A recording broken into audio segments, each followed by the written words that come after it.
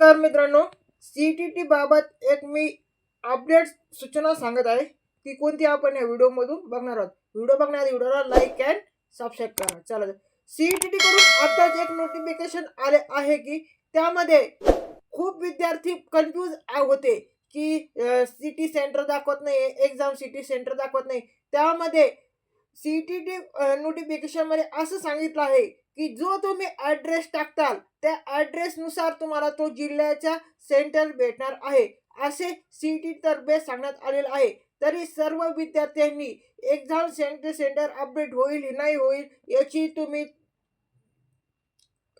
तुम्ही हे घेऊ नका, काय घेऊ नका, कन्फ्यूज होऊ नका.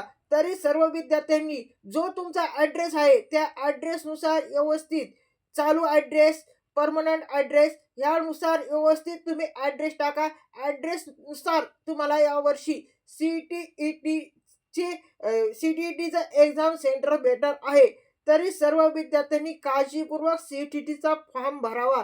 ही सर्व विद्यार्थ्यांना नम्र विनंती. सर्व विद्यार्थ्यांनी तुमचा करंट ॲड्रेस आणि चालू पर्मनंट ॲड्रेस हा व्यवस्थित टाका. त्यावर तुम्हाला एक्झाम सिटी सेंटर भेटणार आहे.